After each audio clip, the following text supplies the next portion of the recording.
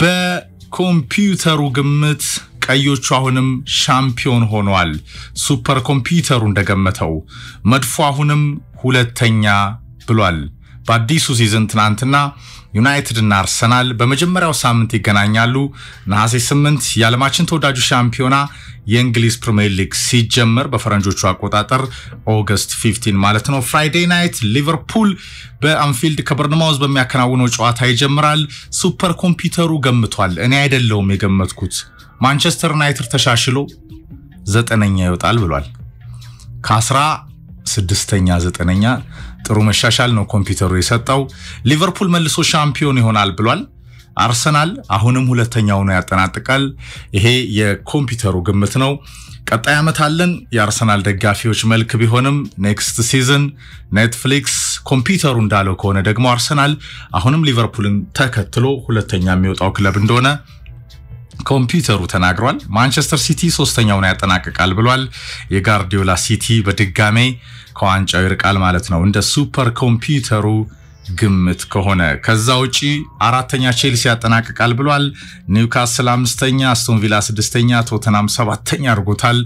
ዶሮዋ እንግዲህ ከቶማስ ፍራንክ ጋር የቀድሞ የብሬንትፎርድ አሰልጣኝን አግንታለች በዩሮፓ ሊግ ዩናይትድን በማሸነፍ አውቶማቲክ የቻምፒየንስ ሊግ ተካፋይ ሆኗል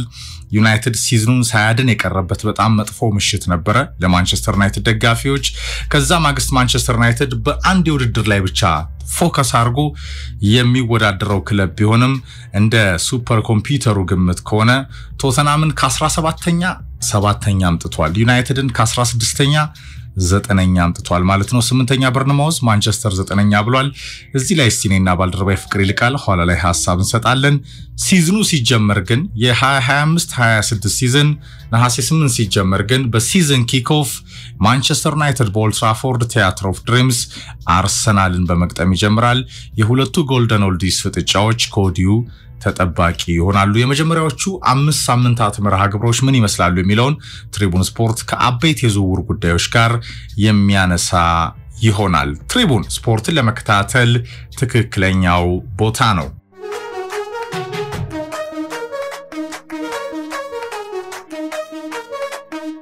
እንዴት ነው እንዴት ወልክ ምሳ ሰዓት ነው እስከ 8 እንቆያለን እንደተለመደው በደንብ አማሙቀን ከማራኪ ፕሮግራማችን ጋር ተንደርድረናል ነምበር 9 እንላለን በአቤት ጉዳያችን በተለይ ደግሞ ዘመናዊ እግር ኳስ ላይ 9 ቁጥር አሁን በጣም እየጠፋ ነው ይላሉ ክለቦችም ዋጋቸው ጭምር በጣም የተጋነነ ነው የቀድሞዎቹ ሌጀንዶች ስናይ እዚህ ላይ ሐሳብ እንሰጣለን ኮምፒውተሩ ግን ገመተ ፍቅር ትናንትና የዓለማችን ተወዳጁ ሻምፒዮና የእንግሊዝ ፕሪሚየር ሊግ መርሃ ግብር የሲዝኑ ሲወጣ ኮምፒውተሩ ማብሮ ገመተ ሊቨርፑል አሁንም ሻምፒዮን ይሆናል ብሏል መድፉ ከሁለተኝነት ውጭ ሌላ ያቅም የሚል ሐሳብ አለው ኮምፒውተሩ ዩናይትድ ተሻሽሎ 9ኛ ተሻሽሎ ነው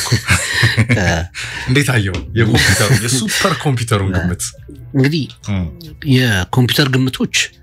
ከአለፈው አመት ፐርፎርማንስ በብዛት ይነሳሉ ከዛ አንፃር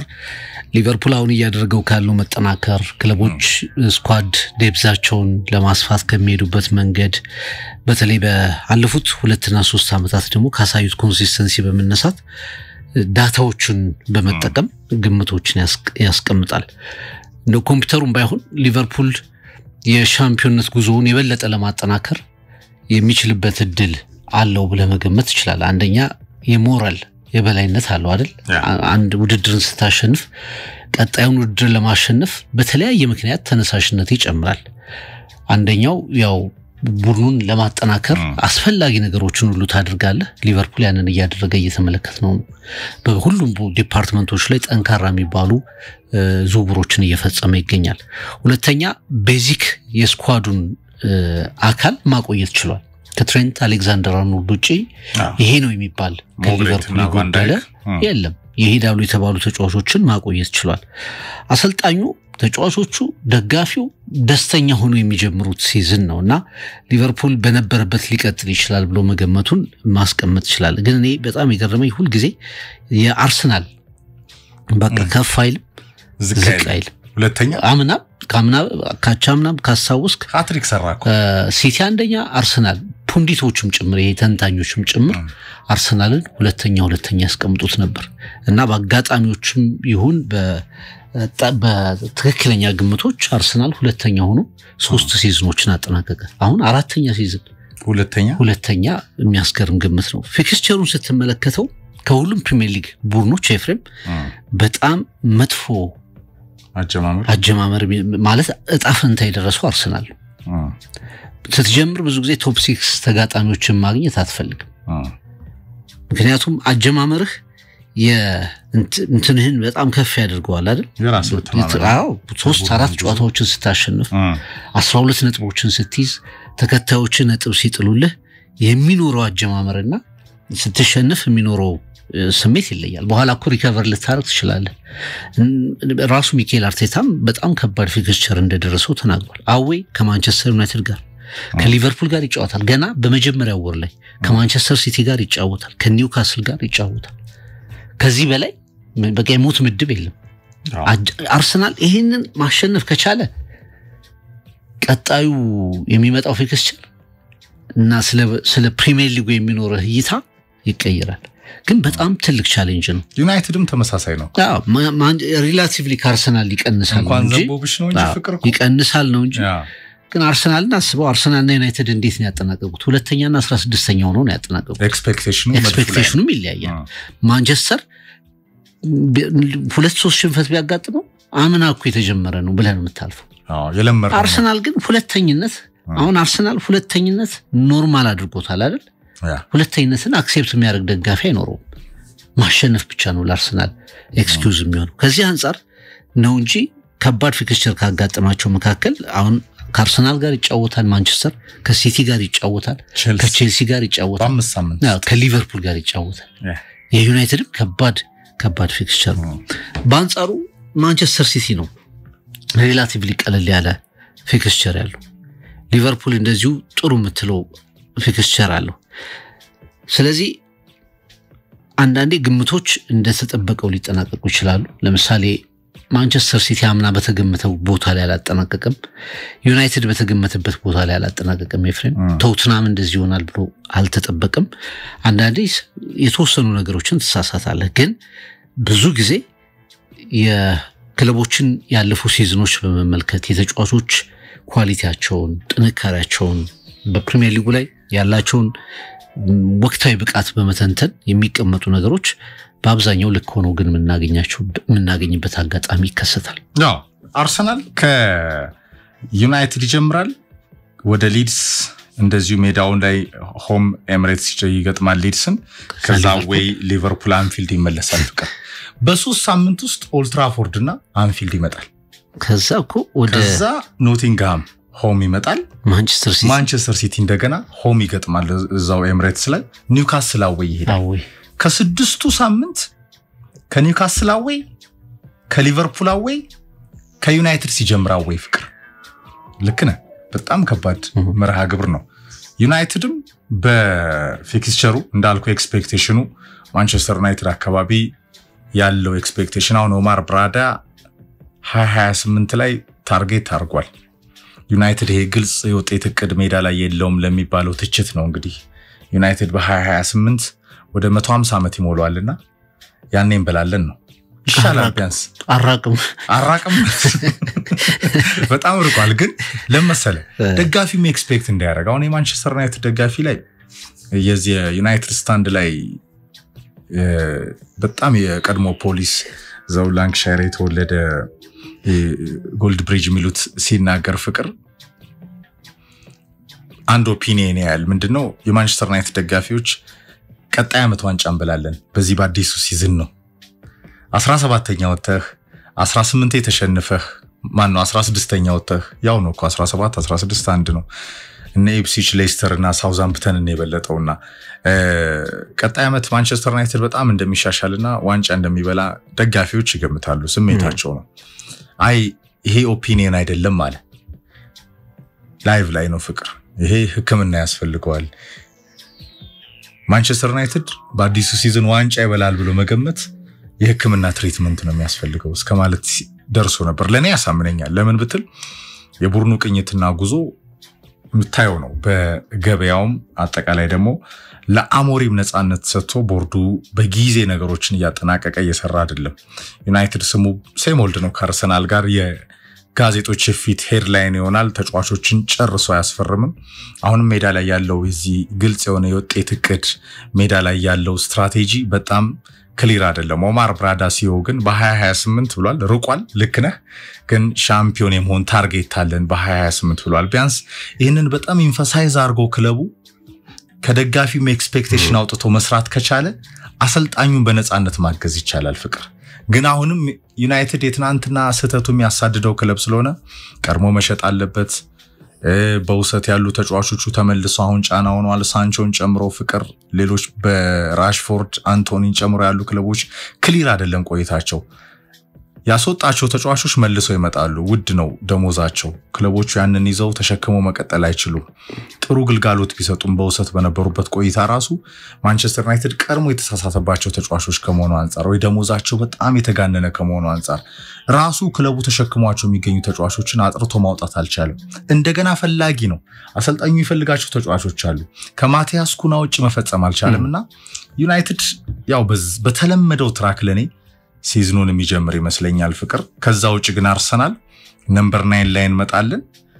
ፊክስቸሩ ከባድ ቢሆንም የመጀመሪያው ኪክ ኦፍ ግን አርሰናል እና ዩናይትድ ኦልድ ትራፎርድ ላይ መሆኑ ለፕሪሚየር ሊጉ ኮዲው ተጠባቂ ነው ብዙ ደጋፊ ስላላቸው የሁለቱም ቡድኖች ትልቅ ጫና አለባቸው አርሰናል 20 አካባቢ ከ20 ዓመት በላይ ይሆናል 2026 25 ሲገባ ኦልሞስት ወደ 21ኛ ዓመቱ ይሻገራል ፕሪሚየር ሊግን ካነሳ ዩናይትድ 13 28ን ካያስክለት 15 ዓመት በኋላ ነው ለሁለቱ ቡድኖች 1990ዎቹ እንደተቆጣጠሩ ሌላ ቡድን አልነበረም ቼልሲ እስኪመጣ ማንቸስተር ዩናይትድ አርሰናል አርሰን ቬንገር ከመጡ በኋላ ፈርጉሰን ቬንገር ነበሩ ጆዜ መተው ያንን ፓተርን እስኪሰብሩት ድረስ የሁለት ቡድኖች የበላይነት ነበር አሁን ወደ 2 10 ዓመታት እየተጠጉ ነው አርሰናል ኦልሞስት ገብቷል ማንቸስተር እየተንደረደረ ነው እና ሁሌም ከደጋፊያቸው አንፃር ሐሳቦች ይሰነዝራሉ በወቅታዊ ፐርፎርማንስ አንፃር ግን ሁለቱም ቡድኖች ወደሚገባቸውና ወደ ነበሩበት ዘመን መመለስ ከብዷቸዋል ጫናው አርሰናል ላይ ነው እንግዲህ አርሰን ቬንገር ባንድ ወቅት ኤፍሬም ምን ብለው ነበር ብዙ ጊዜ በተለይ የሞከረ አርሰናል ሲያቅተው ዋንጫዎችን እሳቸው እስከ 2017 እስኪሰናበቱ ድረስ አርሰናል ቅርብ የነበረባቸው አመታት ነበሩ የሚያስቆጩ አመታትን አሳልፏል ሁለተኛውን ያጠናቀቃቸው እንደዚሁ የ2016 የሌስተር ቲም ሻምፒዮን ሆነበት በጣም የተለያዩ አጋጣሚዎችን እናሳውሳለን ከአርሰናል ጋርና ብዙ ጊዜ አንድ ነገር ይናገሩ ነበር እግርህ አይደለም የሚዝለው አምሮ ነው የሚበለጠው ይላሉ ወደ ዋንጫው ስትቀርብ የእግር መዛል ብቻ አይደለም የአምሮ ጉዳይ ትልቅ ጉዳይ ሆኖ ይነሳል በ2022 23 ሁለተኛ በ2023 24 ሁለተኛ አሁንም ግምቶች እንደገና ሁለተኛ የማሸነፍ ግምቱም ለአርሰናል አልተሰጠም ባለፉት አመታት በተለይ አምና የተሻለ ድል ተሰጥቶት ነበር ከሲቲ አንፃር የተሻለ ካሳዩት በሁለት አመት ፐርፎርማንሱ አንፃር የተሻለ ድል ተሰጥቶት ነበር አምና ባሳዩ ፐርፎርማንስ ደግሞ የዘንድሮ ፕሪሚየር ሊግ ላይ ቀዳሚ ተመራጭ ይሆን አይደለም እንዲህ አይነት ጉዳዮችን አሸንፎ የስነልቦና ጫናዎችን አሸንፈ ወደፊት መምጣት መቻል ለአርሰናል ትልቅ አሳይመንት ሆኖ ቀጣዩን ሲዝን ይጀምራል ከሁሉ በላይ ግን ቀደም በማንቸስተር ቤት አልተሰራም ያልካቸው ነገሮች አሉ የተጫዋቾች ጉዳይ የስኳድ ጥራት ያሰልጣኙ የአመራሩ ጉዳይ ዩናይትድ ያልጠራ ክሊር አይደለም እንዳለው ሁሉ አርሰናል ውስጥ ያልጠሩ ነገሮች አሉ ለምሳሌ ሚዛኑ ይለያያል እንጂ ፍቅር የውጤት ሚዛኑና ደረጃቸው ተለያየ አርሰናል ቶፕ 4 ውስጥ ስላለ ተፎካካሪ ስለሆነ ነው እንጂ ለምሳሌ ከታክቲካል ሪጂዲቲ ጋር ይሄ በቃ ሚኬል አርቴታ የሚያስባቸው ነገሮች ብቻ ናቸው የሚያዋጡት ብሎ የማሰቡ ጉዳይ የሚያስከፍሏቸው ዋጋዎች ፍሌክሲብል ለመሆን በታክቲክ ደረጃ አሁንም የተጫዋቾች ዝውውር ላይ አርሰናል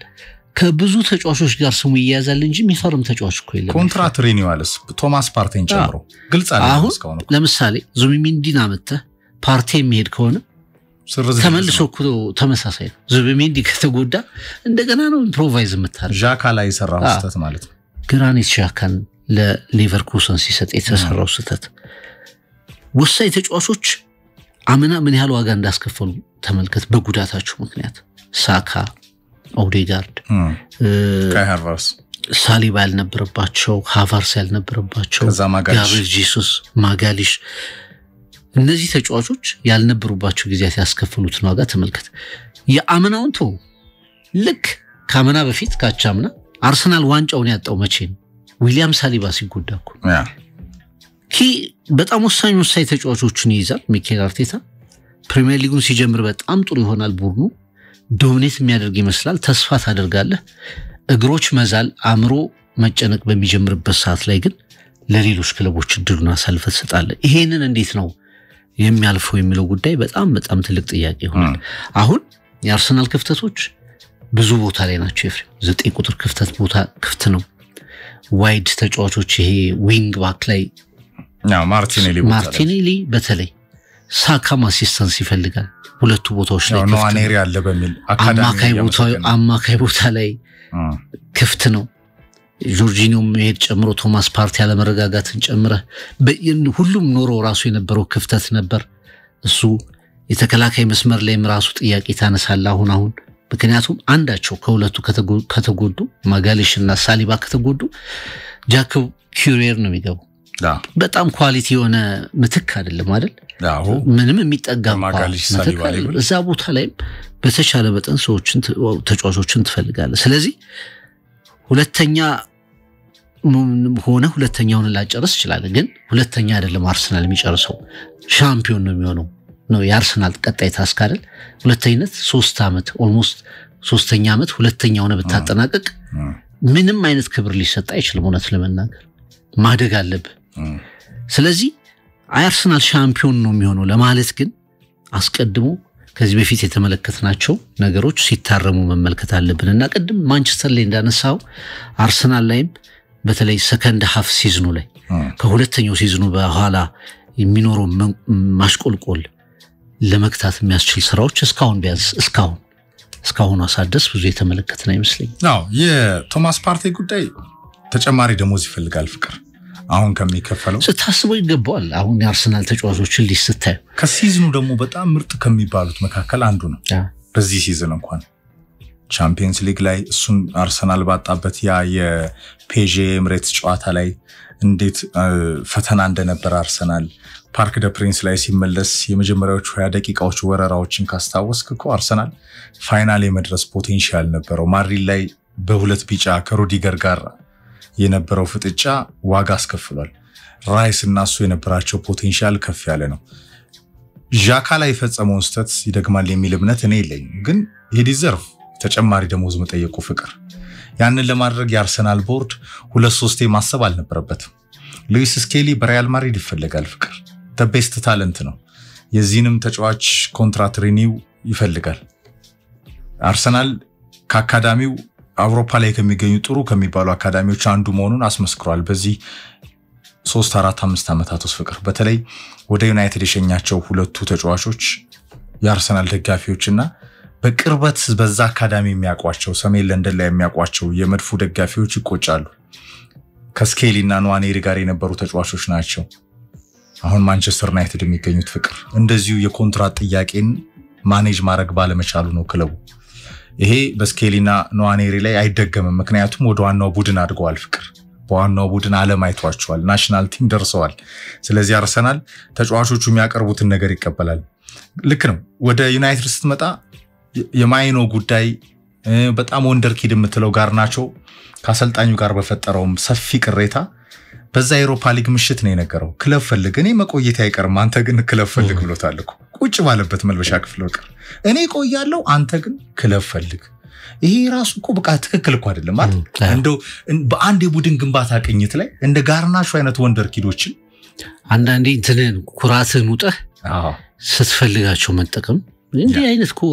ብልጣ አሰልጣኞች ማን ማኔጅመንት እኮ እሱ ነው ፍቅር ብልጣ አሰልጣኞች አሉ አው ቬንገር ፈርጉሰንን ጨምሮ ፈርጉሰን ፎሎ ማይ ዌይ ጎ ዘ ሃይዌይ እኮ ሲመጣ አሳድገው ከፍ ካረጉ በኋላ ነው በአንተ ፕሮግራም የመጨረሻው ደረጃ ላይ ደርሰው ኦልሞስት ቤካም እኮ ከለቀቀ በኋላ ነው የተጣለው ሱፐርስታር አርገውት እኮ ነው ፍቅር ሱፐርስታር አርገውት ነው ፈርጉስ ቬንገርም ታለንት አይተው ወደ ዓለም ሱፐርስታርነት ይቀይሩሃል ችለውህ ከነበሃሪህ እንደ ኤሪክ ካንቶና አይነት እኮ በቃ ከምኑም የሚጣላ ሰውን እኮ ኮከብ አድርገዋል። ሩኒን ወደ ምንድን የቀየሩት ፈርጉሰን፣ ሺማይክልን፣ ሮይኪንን አይነት ያውሬ ባህሪ ያላቸውን ተጫዋቾች እና ዩናይትድ ቤት ካልቸሩም ትራዲሽኑ ምኑም ጠፍቷል። ግን ሌቭሉም ወለል ነው። አሁን ማንቸስተር ዩናይትድ ፍቅር መውረድ የቀረው ሲዝን ነው ያሳለፈው። ሲዝኑንም አላዳንም። በዚህ ሂደት ውስጥ እንደገና ግልጽ የሆነ ለደጋፊው የሚታይ ነገር የለም። በዚህ ውስጥ ነው ሲኦ ኦማር ብራዳ ወጥቶ 2028 ላይ ከ150ኛ ዓመቱ ክብረ በዓል ጋር ነው ያያያዘው። ግን ርቋል ብቻ ሳይሆን እኮ ፍቅር ያኔም ለመሳካት ዛሬ እነ ጋርናቾን ጨምሮ በጣም ኳሊቲ ተጫዋቾች ላይ በርጋታ የምትሰራቸው ነገሮች ናቸው። ዩናይትድ ለመረጋጋት በሚያስችል ቀለም ላይ አይደለም። ወደ አርሰናል ስትመጣ ሁሌ ለዋንጫ ይጫወታል፣ ዋንጫ ግን አያሸንፍ። ዲቪዲውን ወይ ሲዲውን ራሱ የሚደግም ክለብ ይመስላል አንዳንዴ። ያምናውን ካቻምና፣ የካቻምናውን ዘንድሮ፣ የዘንድሮውን ለሚቀጥለው ዓመት የሚደግም አይነት ክለብ ይመስላልና ሱፐር ኮምፒውተሩም ሁለተኛ ሲለው ከሊቨርፑል ልታስበልጠው አትችልም። በጣም አሪፍ ሐሳብ እኮ የሰጠው እንዲህ እርግጥ ያለ የቡድን ግንባታ ቅኝት ላይ ከክሎፕ የወረሱትን ቡድን ይዘው ሻምፒዮን ሆነው እርስ በርስ ተወዳድሰው ተመሰጋግነው ክሎፕ መተው ተከብረው ከዛ ወደ ገበያ ወጥቶ ፍሪምፖንግን እንደገና ፍሎሪያን ቨትስን ጨምሮ ፍቅር ውዱ ግዢ 116 ሚሊዮን ፓውንድ አካባቢ ወጣበት። ሊቨርፑል ገና ነው። ብራኮ ላይ ይላል፣ አሌክሳንደር ኢሳክ ይላል፣ ኬርኬዝ ይላሉ። ተመልከት። በዚህ ሂደት ውስጥ ሊቨርፑል እኮ አሁን ያምናውን ቡድን ይዞ ቢቀጥል ራሱ ሊቨርፑል ደረጃውንም ለማስጠበቅ በጣም ፊት ያደረገው ክለብ ነው። ማንቸስተር ሲቲ ድምጹን ያጠፋ በዓለም ክለቦች ዋንጫ አሜሪካ የሚገኝ ፕሪሲዝኑን ጃንዋሪ የጀመረ መልሶ ክብሩን ለማምጣት ከሊቨርፑል የሚፋጠጠው ክለብ ለኔ ይመስለኛል። ለአርሰናል ግን ከፍ ያለ ቦታ ላይ የሚገኝ ሁሌ በሻምፒዮንነት ፉክክሩ የደጋፊው ልብ ሰስፔንስ አድርጎ የሚጨርስ አሁንም በገበያው ላይ ፍቅር ልክ እንደ ሜዳ ላይ ውጤቱ የጨረሰው ዝውውር ሳይኖር ኦልሞስት ከሁለት ወር ያነሰ ዕድሜ ይቀረዋል ፕሪሚየር ሊጉ ሊጀምር። ለምሳሌ አሁን ቅድም ስለ ፊክስቸር ስናወራ ነበር። አንዳንዴ ብዙ ጋፕ ከፈጠርክ በኋላ ማሳደድ እና ጋፕ ፈጥረህ መሄድ አድቫንቴጆቹ የተለያዩ ናቸው አይደል? ሊቨርፑል ለረጅም ጊዜ እኮ ነው የመራው። አርሰናል ደረሰበት፣ ቼልሲ ደረሰበት፣ ኖቲንግሃም ደረሰበት እየተባለ ግን በኋላ ወሳኙ ሲዝን ላይ 13-14 ነጥብ ጋፕ ስለነበረው ሊቨርፑል ሲጨርስ እኮ ተንደፋድፏል። ወርዷል፣ እየወረደ ነበር፣ ግራፉ ወርዷል። ግን መጀመሪያ የፈጠረው ጋፕ ስለነበር በጥሩ ሁኔታ ያንን ተጠቅሞ ጨረሱ። አሁን የአርሰናልን ፊክስቸር ከባድ ነው ስንል ካሸነፍካቸው እነዚህን ፊክስቸሮች እድሎቹ በጣም ጥሩ ነው የሚሆኑት። ማንቸስተር፣ ሊቨርፑል፣ ሲቲ፣ ፎረስት፣ ኒውካስል እነዚህ ማሸነፍና ከፊት መምጣት ከቻልክ ሪስኩ በጣም ይቀንሳል። እነዚህን ነጥቦች ከጣልክ ደግሞ ማትማቲካሊ በሂሳብ ስሌት ወደ ማሳደድ እንደገና ትገባለህ። አጀማመር መልካም ማረክ አርሰናል እንዲህ አይነት ፊክስቸሮች እንደሚጠብቁት ከማወቅ ባሻገር በኖርማል ፊክስቸሮች እንኳን ወደ መጨረሻ ሲመጣ ዲክላይን ያደርጋል። ለምሳሌ በጣም ከግማሽ በታች ባሉ ቡድኖች ባለፉት 2 ዓመታት የጣላቸውን ጨዋታዎች በለንደን ተቀናቃኞቹ ጭምር በተመሳሳይ ግን አንበሳ እኮ ነው። በቶፕ 6 ሁለቱም ዓመት ላይ ፍሬም ከአርሰናል የተሻለ ነጥብ የሰበሰበ ቡድን የለም። ሳይሸነፉ ያጠናቀቀበት አጋጣሚ አለ፣ ከፍተኛውን ነጥብ የወሰደበት አጋጣሚ ወደ ታች ሲመጣ ግን ይወርዳል። ቦተም ላይ የሚመጡ ቡድኖች አንዳንዴ ደግሞ በኋላ ላይ የተመለከትነው ለአለመውረድ ከሚታገሉ ቡድኖች ጋር ሁሉ ድሮ ያደርጋል። ብዙ ጨዋታዎች ስለተሸነፈ አይደለም አርሰናል ሻምፒዮን ያልሆነው፣ ብዙ ጨዋታዎችን ስላላሸነፈ ነው። አቻ ስትሆን ደግሞ ብዙ አቻዎችን ከምትወጣ አንዳንዴ ጥቂት ጨዋታዎችን ብታሸንፍ ነጥቡ ከላይ ሊመጣ ይችላል ኤፍሬም። እና አንዳንዴ ሲቲ አሁን በተደጋጋሚ በፕሪሚየር ሊጉ ላይ ከ6 ዓመት 4 ዓመት ዋንጫ ከ5 ዓመት ዋንጫዎችን ሲያነሳ የሲቲ ጭካኔ እነዚህ ትንንሽ ቡድኖች ላይ ከፍተኛ ነበር። ታስታውሳል። ቦተም ከታች ያሉ ቡድኖችን ዶሚኔት ያደርጋል፣ ትልልቅ ጨዋታዎችን ያሸንፋል። ወሳኝ ሲሆን ወሳኝ ሲዝኑ ላይ የትኛውንም ትልልቅ ጌሞች ያሸንፋል፣ ካናት ይቀመጣል። የአርሰናል ክፍተት ያ ነበር። አሁን አምና 4 እና 5 ተጫዋች ተጎድቶ በሁለተኛው ለማጠናቀቅ በጣም ትልቅ ውጤት ሊባል ይችላል ግን ተጫዋቾች ሁሉ የሚጎዱብህ ከሆነ ውጤቱን ቫልዩ ላሰጠው ይችላል ለምን እንደሚጎዱት ተጫዋቾች እሺ ጎዱ እግር ኳስ ነው የሚተኩ ተጫዋቾች አታዘጋጅም ወይ ተጎድተውብኝ ነው የሚለው ምክንያት እያዋጣህ አይሄድም ሳሊባን አጣህ እና ሌሎች ኪ ፕሌየሮችን ካቻምን አጣህ አመና 4-5 ተጫዋቾችን አጣህ ዘንድሮም ደግሞ በተጫዋቾች ጉዳት ዋንጫ መታጣ ከሆነ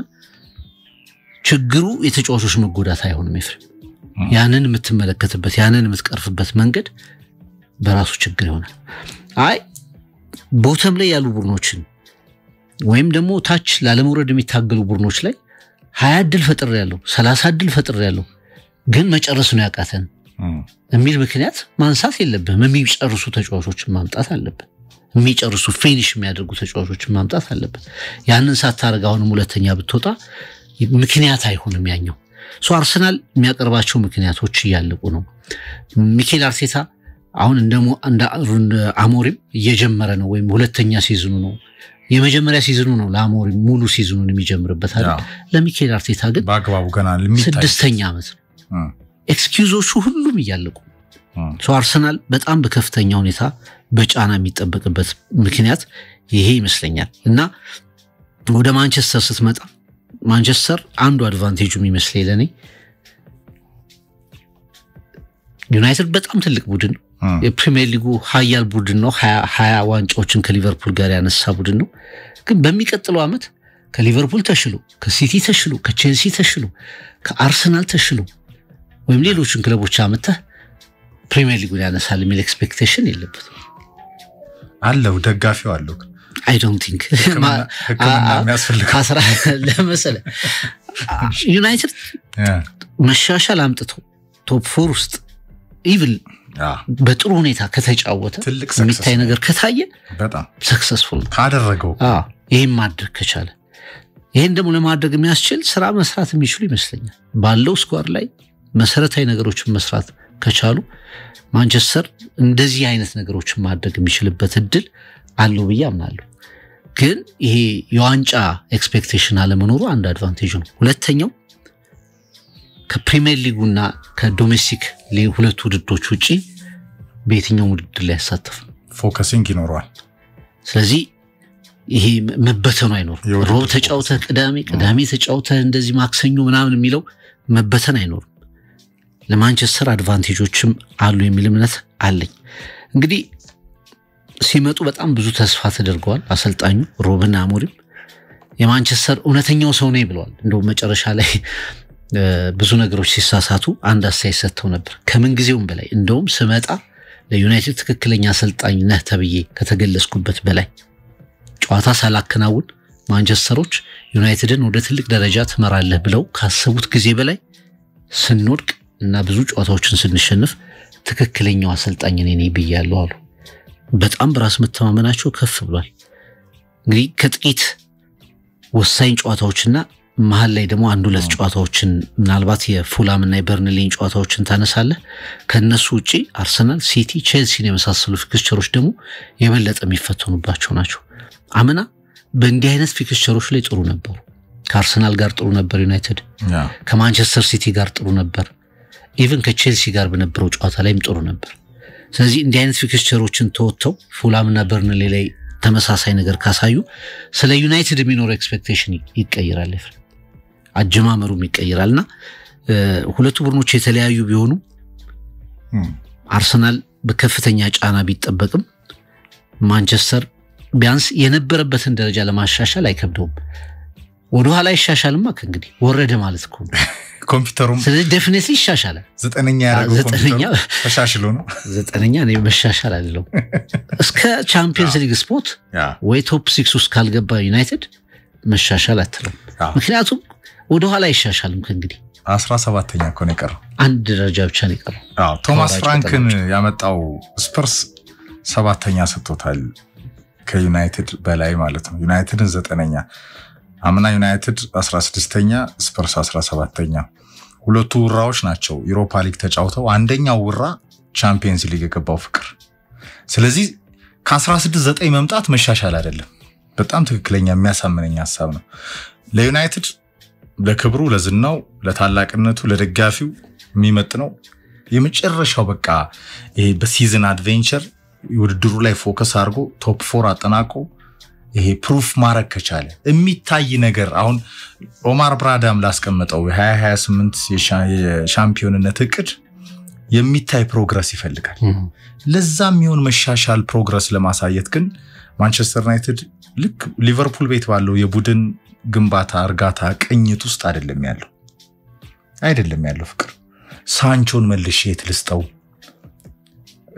ለቴናግልስጥ እንደ ነጋርናቸውን የሚያስብ ቡድን ነው ገና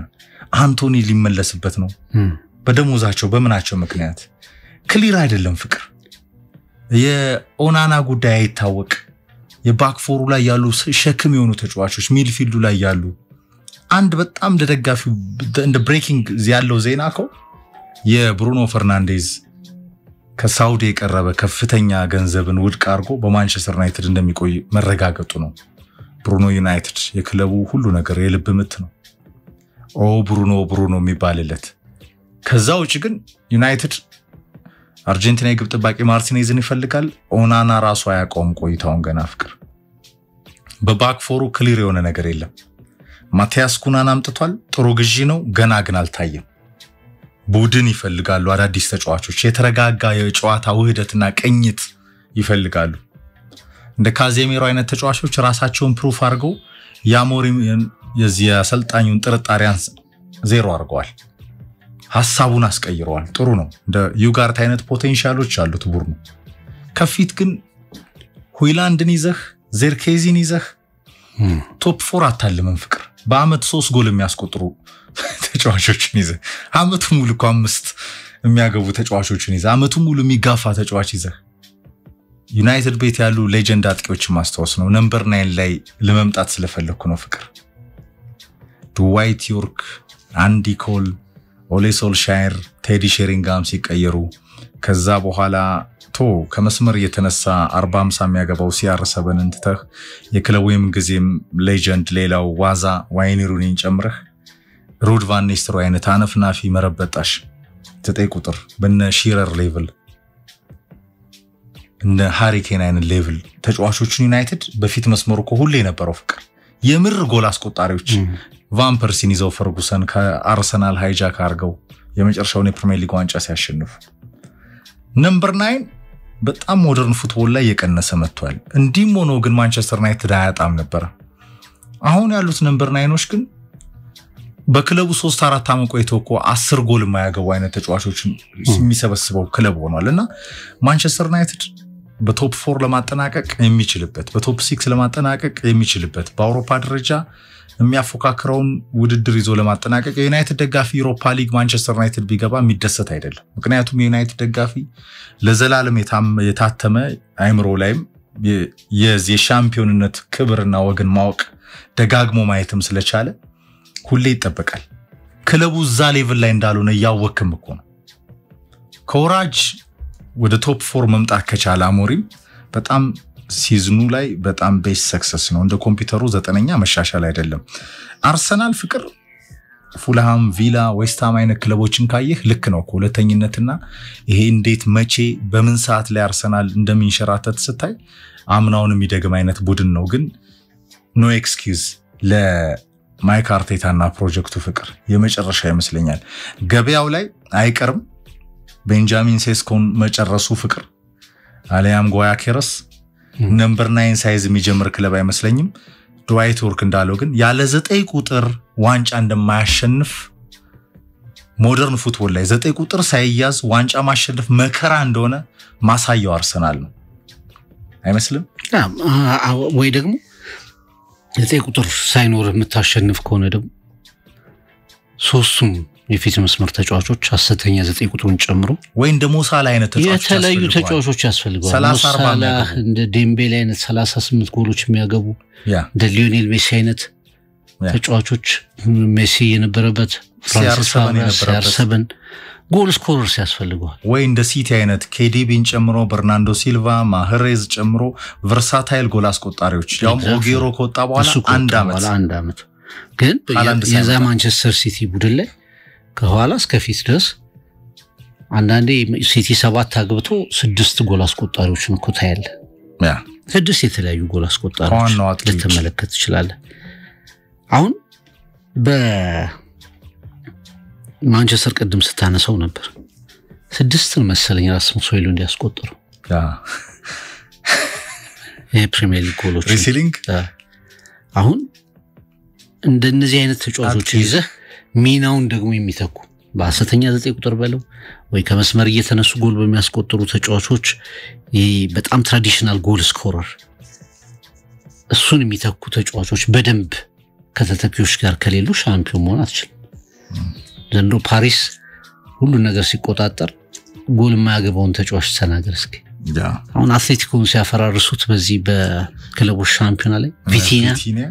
ጎል ያስቆጥር ነበር ሐኪሚ ጎል ያስቆጥራል ሜንዴዝ ኑኖ ሜንዴዝ ጎል ያስቆጥራል ዲዛይሬ ዱዌ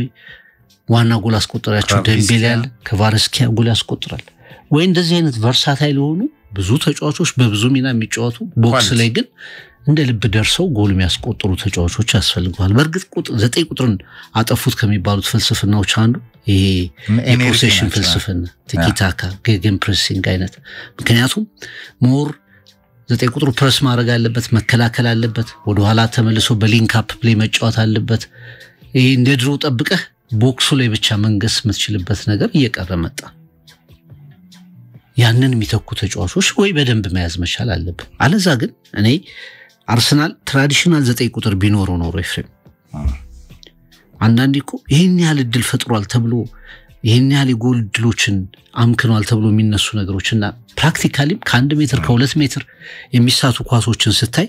እንደዚህ አይነት ክላሲክ ነምበር 9 ቢኖር ምን ሊፈጠር እንደሚችል መመልከት ገበያው ላይ ካሉትም ነው ማለት አርሰናል ቀደም ማንቸስተርን አነሳ አርሰናል በታሪኩ ትልልቅ አጥቂዎች አሉት ያን ራይት ቴሪ ኦንሪ ቫን ፐርሲን ራሱ ኢቭን በጣም አርቲስቲክ የሆነ 9 ቁጥር ነበረው ዴኒስ ቤርካምፕ በገባ ቁጥር ጎል የሚያስቆጥር ካኑ ዊልቶር የተለዩ ካኑ ዊልቶር አዲባየር ራሱ ቫን ፐርሲ አርሰናልም ነበረው ትራዲሽኑ ላይ አለ በጣም ሪል ነምበር 9ኖች አሉት አማራጮች ነበሩት ይሄ አሁን ቡድን ላይ ግን ስትመጣ ሃቫርትስ ነው የመጣው 8 ቁጥር ነው ተቀይሮ ሚና ቀይሮ ነው እየተጫወተ ያለው ቦክስ ላይ ስለሆነ ብዙ ቦታ ስለሚሰራ ቦክሱ ሲደርስ ደክሞ ነው የሚደርሰው አይጨርስም ተከላክሉ አማካይ ቦታ ተመልክተው ለፍቶ የሁሉ ነገሩን ካጠናቀቀ በኋላ ተጋጣሚ ቦክስ ውስጥ ሲደርስ ሃቫርትስን ለመከላከል ቀላል አርቴታ ፕላን ቢ ወይ ደግሞ ጎል የሚመጣው ከሳካና ማርቲኔሊ ነው እነሱን ደግሞ በቀላሉ ማርክ ያስደርጓቸዋል በአንድ በሁለት ተጫዋቾች አርሰናል ይቆማል ስለዚህ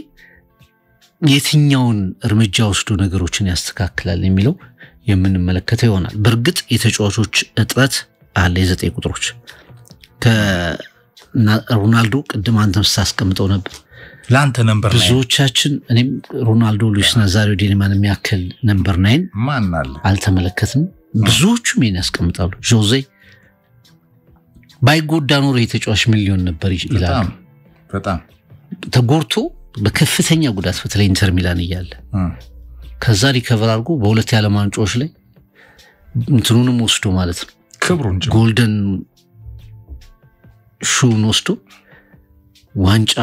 ያሸነፈ ኮከብ ነው አለን ሺረር ጋብሪኤል ባቲስቱታ በርግጥ ባቲስቱታ ደግሞ ብቻውን የሚጫወት አንበሳ ነበር ለአርጀንቲና ጎሎችን ያስቆጥራል ግን አርጀንቲና ሻምፒዮን አይሆንም መጨረሻ ላይ እንደው ያው ሁሉም ጎሎች አንዱ ዋንጫ ያመጡ ይሻል ነበር እስከማለት ደርሷል እንደዚህ አይነት ተጫዋቾች እየጠፉ ነው አሁን ያሉትንም ስትመለከት ሉካኩ ነምበር 9 ቀደም ካሉት ነምበር 9ኖች አነጻጽሩ ያው ከነድሮ በኋላ ነምበር 9 ኤቶ ዲዲር ዶግባ ዝላታን ካሪም ቤንዜማ ወደ ኋላ ነው የመጣው እንጂ እሱ ሲወጣ ነው እንደ በክሊር ሮሉ የመጣው ባርሴሎና ስቴት ዴቪድ ቪያን ካያለ ሌቫንዶቭስኪን ታነሳለ በቃ አሁን ምናልባት ሃላንድ ከጎሎቹ አንፃር ከፊኒሺንግ አንፃር ሃላንድ ነምበር 9 ነው ከዛው ጪ ማንን ታመጣለ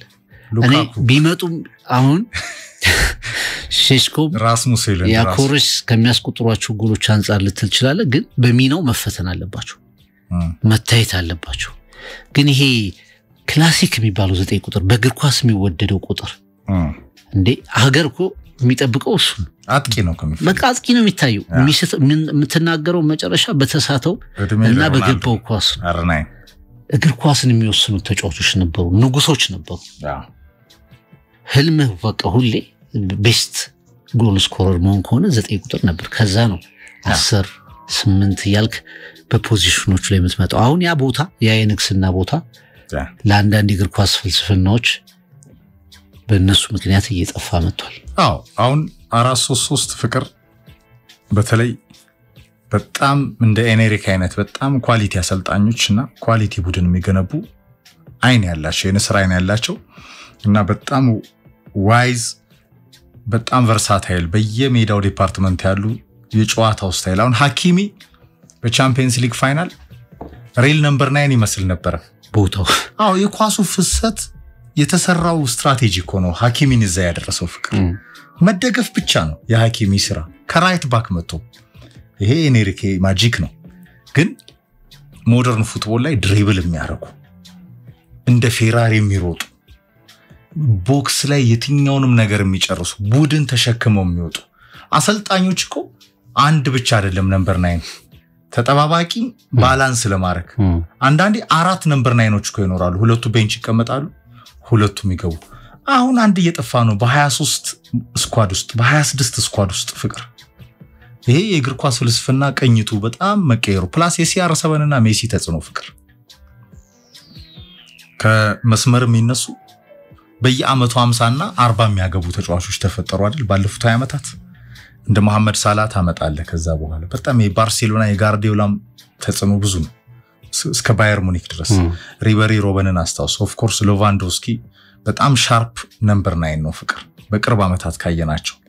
እንደ አሸን ግን የነበሩ አለን ሺረር ሩድ ቫን ኒስተልሮይ ጆርጅ ዌሃ ባቲ ጎል ይያልክ የምጠቅሳቸው ነምበር 9ዎች እየጠፉ ነው ቴሪ ዳንኤል ኦንሪ ሌላው ከዚህ ከመስመር የሚነሳው ግን ሚናው ላይ ያለ ቦክስ ግን ጨራሽ አጥቂ ሲሆን አርሰናል ቤትም ትራዲሽኑ ላይ ስትመጣ ካኑ አለ ራሱ ዌልቶርድ አለ ዴኒስ ቤርካምፕ ሞር ይሄ የፔዥ አይነት ሮቤር ፔሬዝን ጨምሮ ጎሎች የሚያስቆጥሩ ናቸው አሁን ያለው የአርሰናል ቲም ላይ ግን ነምበር 9 ዋናው ነምበር 9 ንጉስ የሚባለው ልክ እንደ ድሮግባ ፍቅር 30 ከ30 በላይ የሚያስቆጥሩ አጥቂዎች አሁን በጣም ሞደርን ፉትቦል ላይ ጠፍተዋል አርሰናል ግን ይሄንን ይፈልጋል ፍቅር ቤንጃሚን ሴስኮ በጣም የተሻለው ወደ ኤምሬትስ የቀረበው ግዢ ይመስላል ጎያኬረስ ይባላል ግን የተፈጸሙ ነገሮች የሉ ሞደርን ፉትቦል ላይ ግን ነምበር 9 እየቀረ መጥቷል ወደፊት ግብ ጠባቂም እንዳይቀር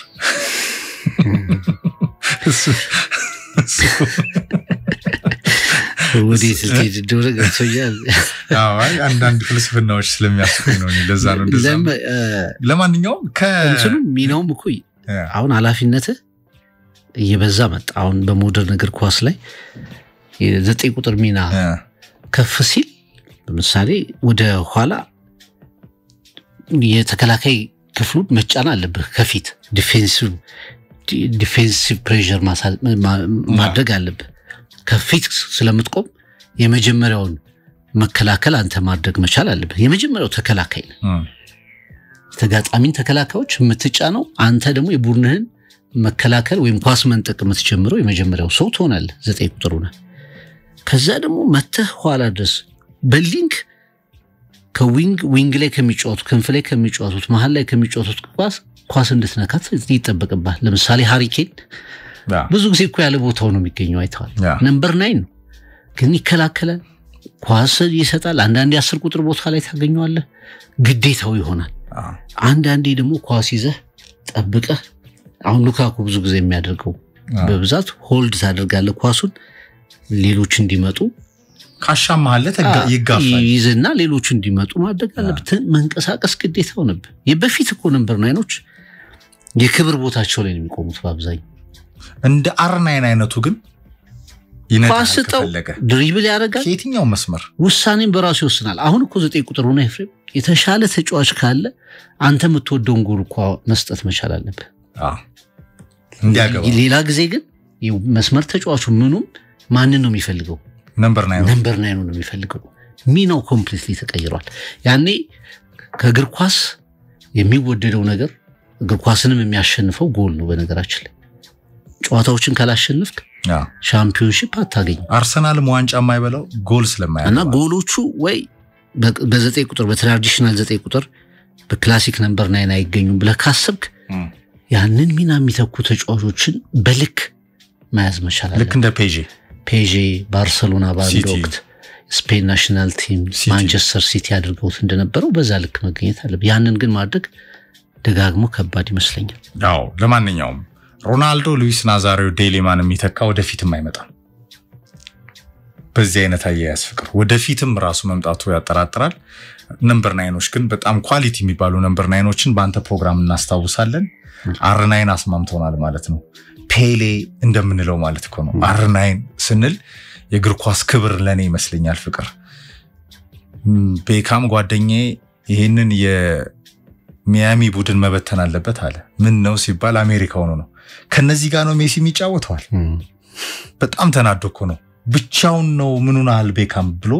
ይሄ ቡድን መቀየር አለበት። ምንም እነዚህ ተጫዋቾች ዲዘርቭ አያደርጉም። አንዳንዶቹማ ኳስ አቋቋማቸው ብሏል። በጣም ተናዷል በሚያሚና የሜሲ ቡድን ፍቅር። ካላህሊ በነበረው ያቻ ጨዋታ ላይ አሜሪካን የሚገኘው ሮናልዶ ሉዊስ ናዛሪዮ ዴሊማ ከነሙሉ ክብሩ እግር ኳስ በሱ ልክ ማን አለ የሚለው ያሳምነናል።